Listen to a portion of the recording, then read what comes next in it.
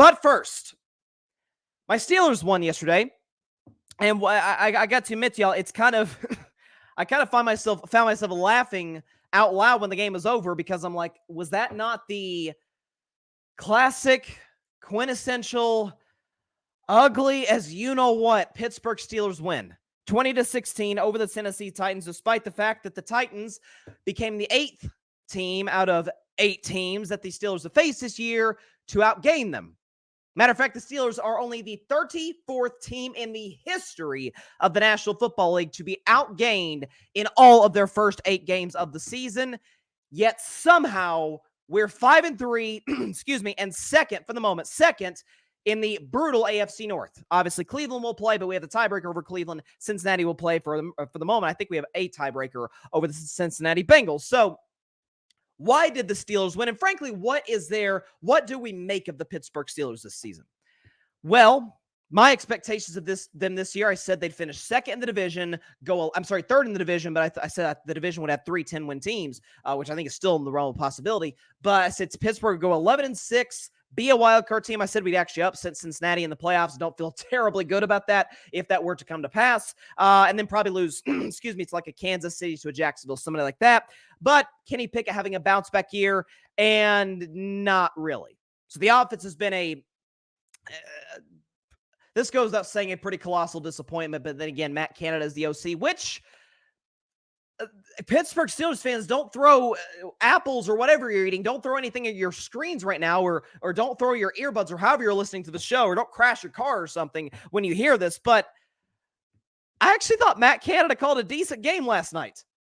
Only reason it was close, to be completely honest with you, is because Kenny Pickett missed some throws, some easy throws, especially in that first quarter. He missed George Pickens on an easy. I mean, this is a layup throw. You got to make this if you're an NFL quarterback. Protection's good enough.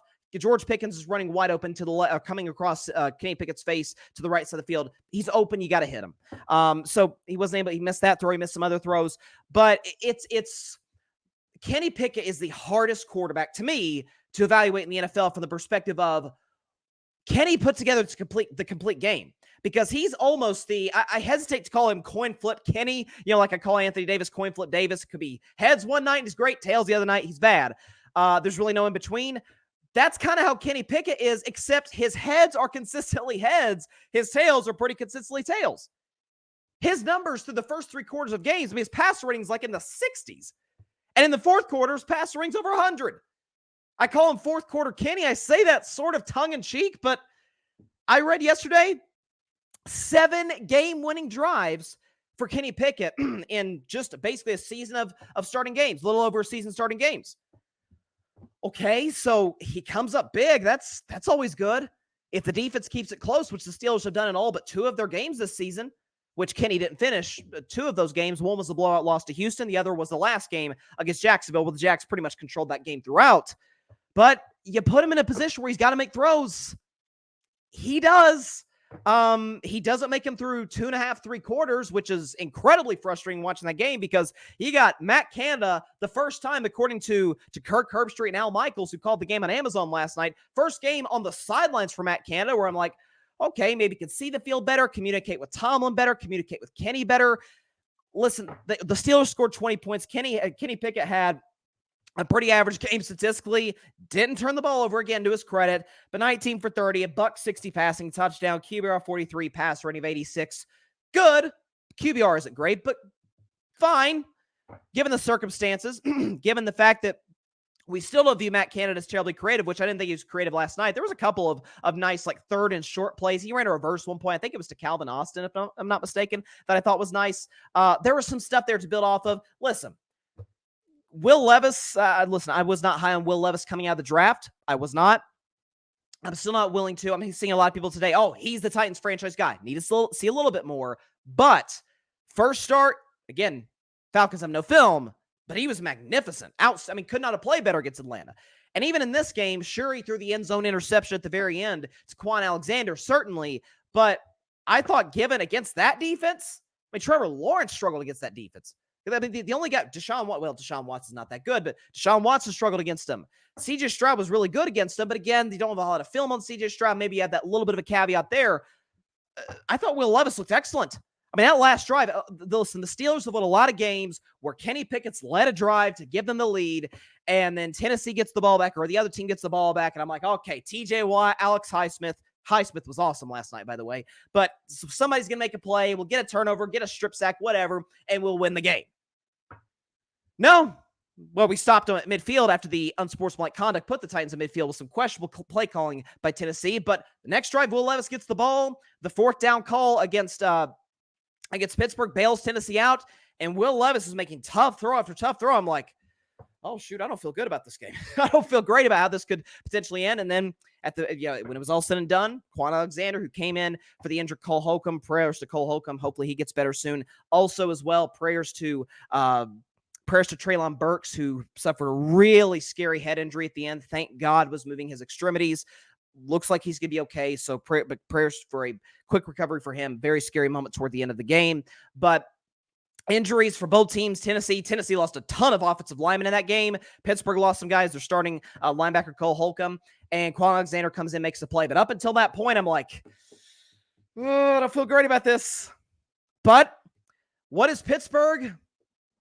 One thing I've always said about Tomlin, has he, as I said on Monday's show in my sort of state of the Steelers address, so to speak, has he shown himself to be unable to adapt to the modern NFL? Thus far, yes. There's no question about it. Kenny Pickett is, and I've always said I like Kenny Pickett. I don't think his ceiling is terribly high. I think he's a starting quarterback in the NFL. I don't think he's got a crazy ceiling. But Kenny Pickett's a good representation for what the Steelers are. Just good enough. Just good enough to make the playoffs. Just good enough to scoot by average to bad teams like Tennessee. Tennessee's not a bad team. They're an average team that's incredibly well coached. And their quarterback's playing well. Just good enough. But that said, not that many coaches have their team ready to play on a week-in, week-out basis than Mike Tomlin does. I still acknowledge I think he's one of the 5 best coaches in all of football.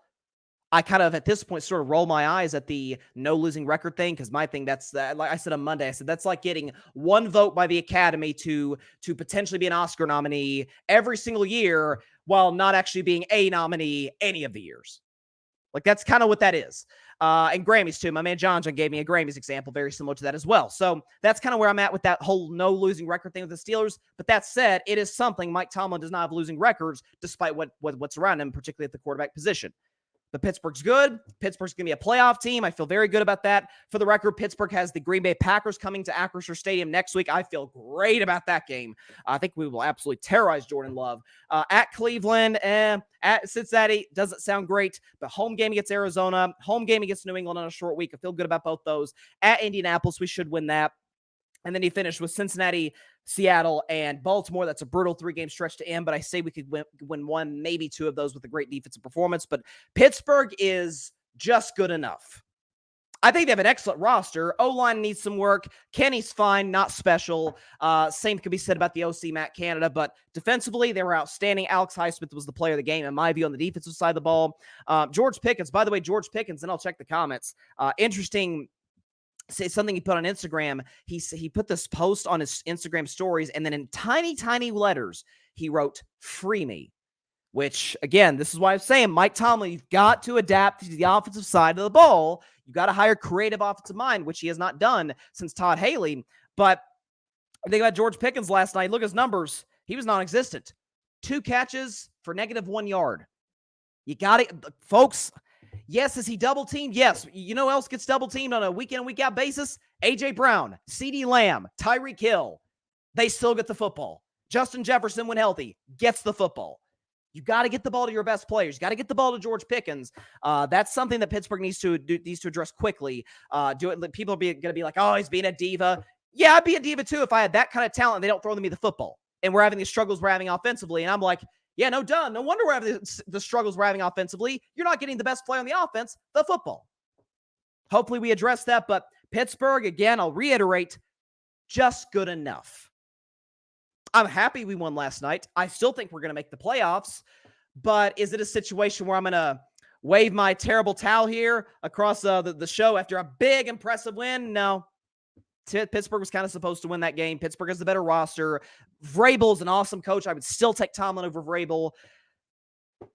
I'm happy, but I still kind of maintain that it'd almost be better for the Steelers to just suck the rest of the year, the whole no losing seasons thing to come to an end finally, and you have some serious organizational changes, certainly at OC and maybe at quarterback. That's sort of where I'm at in the Steelers. Happy, not overjoyed.